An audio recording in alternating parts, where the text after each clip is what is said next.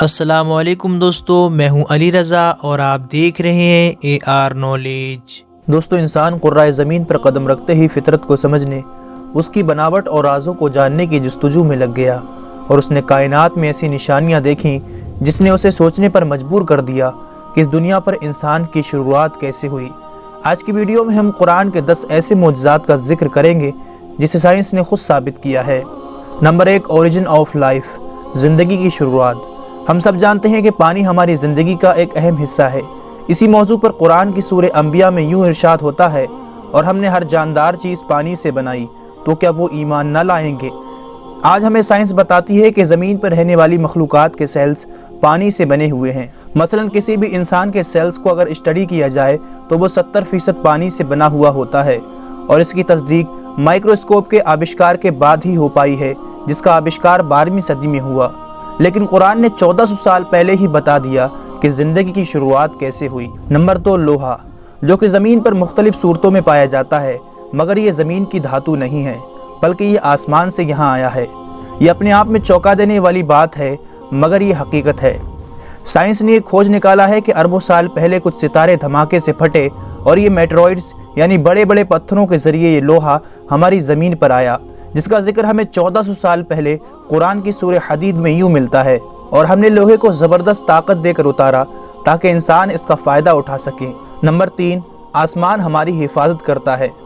زمین کو سورج کی الٹرا وائلٹ شعاؤں سے بچانے کے لیے آسمان ایک اہم کردار ادا کرتا ہے۔ اگر آسمان نہیں ہوتا تو سورج کی ریڈیشن زمین پر زندگی کو جلا کر ختم کر چکی ہوتی۔ آسمان زمین کے چاروں اور لپٹے ہوئے کمبل کی طرح ہے، جو زمین کو جما دینے والی ٹھنڈ سے بچائے رکھتا ہے۔ آسمان کے اوپر کا ٹمپریچر -270 سینٹی گریڈ ہوتا ہے، یعنی یہ ٹھنڈ زمین پر زندگی کو جما کر ختم کر سکتی ہے، مگر آسمان ہمیں سورج کی الٹرا وائلٹ شعاعیں اور شدید جما دینے والی ٹھنڈ دونوں سے ہی محفوظ رکھتا ہے۔ قرآن میں اللہ آسمان کا ذکر کرتے ہوئے فرماتا ہے، اور ہم نے آسمان کو ایک محفوظ چھت بنایا، اور وہ لوگ اس کی نشانیوں سے منہ پھیر لیتے ہیں۔ نمبر 4، پہاڑ۔ قرآن ہمارا دھیان پہاڑوں کی طرف ایک بہت ہی خاص پہلو کی طرف کھینچتا ہے۔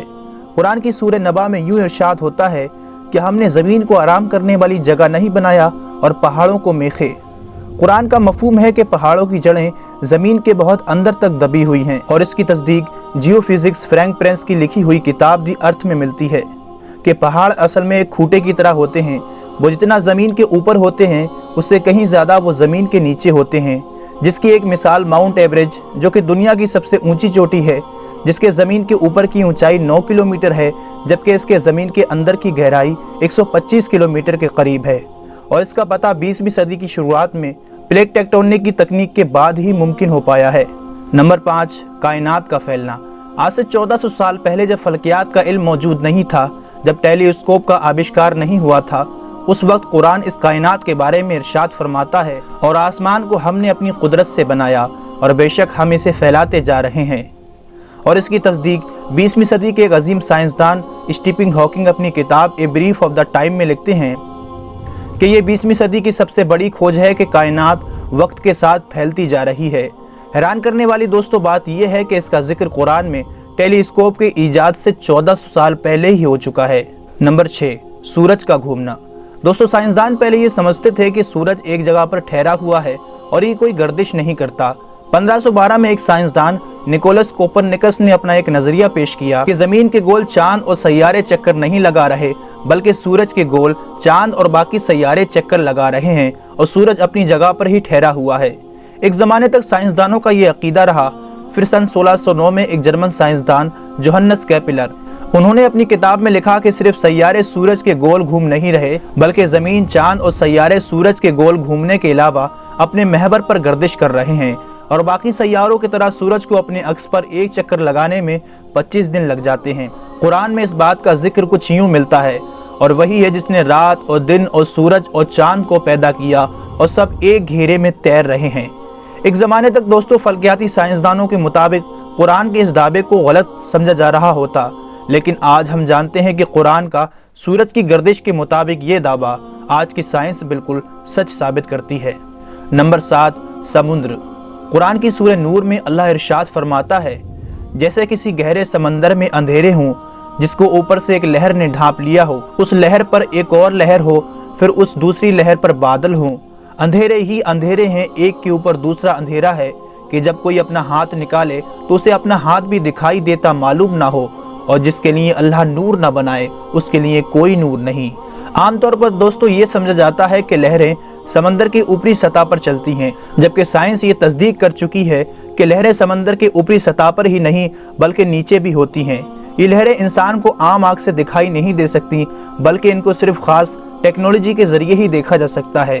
قرآن میں سمندر کے اوپر چلنے والی لہریں اور اس کے اوپر بادلوں کے بارے میں ذکر ہوا ہے۔ قرآن کی یہ بات صرف اسی لیے قابل تعریف نہیں ہے کہ وہ سمندر کے اندرونی لہروں کے بارے میں ذکر کرتا ہے، بلکہ اس لیے بھی ہے کہ یہ سمندر کی گہرائی کے اندھیرے کو بھی ذکر کرتا ہے۔ آج کے دور میں انسان زیادہ سے زیادہ بنا کوئی آکسیجن یوز کیے 70 میٹر کی گہرائی تک ہی جا سکتا ہے۔ وہاں پر کچھ روشنی ضرور معلوم ہوتی ہے، مگر ہم بات کرتے ہیں 1000 میٹر گہرائی کی تو وہاں بالکل اندھیرا ہے، اور اسی بات کو اللہ نے قرآن میں ذکر کیا جس کا سائنس کو پتہ آج چلا ہے۔ مگر قرآن میں سمندر کے اندر لہریں اور اس کے نیچے اندھیرے کی بات 1400 سال پہلے ہی موجود ہے۔ نمبر 8، جھوٹ بولنا اور ہماری دماغ کی حرکت۔ دوستو حضور صلی اللہ علیہ وسلم کے دور میں ایک آیت کو ابو جہل کے اوپر اتارا گیا، کیونکہ ابو جہل بار بار جھوٹ بولا کرتا تھا۔ اس کے بارے میں اللہ سورہ العلق میں یوں ارشاد فرماتا ہے، اگر وہ باز نہ آیا تو ہم ضرور پیشانی کے بال پکڑ کر کھینچیں گے، وہ پیشانی جو جھوٹی خطا کار ہے۔ اس آیت میں دوستو دماغ کے سامنے والے حصے کو جھوٹا اور خطا کار قرار دیا ہے۔ یہ آیت دو وجہ سے بڑی خاص ہے۔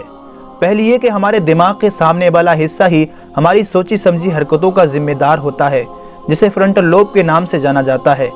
دوسرا یہ کہ فرنٹل لوب ہی دماغ کے جھوٹ بولنے والے کام کو کنٹرول کرتا ہے۔ آج کے دور میں کی گئی کئی ریسرچوں سے یہ ثابت ہو چکا ہے کہ دماغ کے آگے والا حصہ ہی ہماری حرکتوں اور جھوٹ بولنے کا ذمہ دار ہوتا ہے، اور انسانی دماغ کا یہ فنکشن 20ویں صدی میں سائنس کے ایڈوانس ہونے پر ہی ہمیں معلوم ہوئے ہیں، جبکہ قرآن اس طرف اشارے کب کا کر چکا ہے۔ نمبر 9، انسان کو درد کا محسوس ہونا۔ دوستو کافی لمبے عرصے تک لوگ یہی سمجھتے رہے ہیں کہ درد کو محسوس کرنے والے سیلز ہمارے دماغ میں ہوتے ہیں، حالانکہ بعد میں یہ تحقیق سے پتہ چلا کہ درد کو محسوس کرنے والے پن ریسپٹر سیلز ہماری کھال میں ہی ہوتے ہیں، اور ان کے بنا ہم درد کو محسوس نہیں کر سکتے۔ اس کا ذکر قرآن کی سورہ نساء میں کچھ یوں ہوتا ہے، بے شک وہ لوگ جنہوں نے ہماری آیتوں سے انکار کیا ہم انہیں آگ میں جھلسائیں گے، اور جب ان کی کھال جل جائے گی تو ہم انہیں اس کے بدلے دوسری کھال دیں گے تاکہ وہ درد کو لگاتار محسوس کر سکیں۔ بے شک اللہ زبردست حکمت والا ہے۔ دوستو قرآن میں اس کا ذکر 1400 سال پہلے ملتا ہے کہ درد کو محسوس کرنے والے سیلز ہماری کھال میں ہی ہوتے ہیں، نہ کہ دماغ میں۔ اس کی کھوج اب آ کر 20ویں صدی میں ہوئی ہے۔ Number 10، the big bang. ہماری دنیا کیسے وجود میں آئی؟ دوستو 80 سے 90 سال پہلے دنیا کا سب سے بڑا اور اہم سوال یہ تھا کہ یہ دنیا کیسے وجود میں آئی۔ پھر اچانک 1931 میں ایک سائنسدان جارج لیمیترے نے کہا کہ یہ یونیورس پہلے ایک سنگل پوائنٹ یعنی ابتدائی گولا تھا، پھر ایک بڑا دھماکہ ہوا جس کی وجہ سے یہ چاند، سورج، ستارے اور ہماری یہ دنیا اور ساری کہکشائیں وجود میں آئی، جسے سائنس کی زبان میں کہا گیا دا بگ بینگ یعنی بڑا دھماکہ۔ سائنس نے یہ تحقیق تقریباً 50 سال پہلے کی کہ کس طرح یہ کائنات وجود میں آئی، مگر قرآن میں اس کا ذکر ہمیں 1400 سال پہلے ملتا ہے۔ کیا انکار کرنے والے یہ نہیں جانتے کہ یہ زمین اور آسمان ملے ہوئے تھے اور ہم نے انہیں جدا کیا؟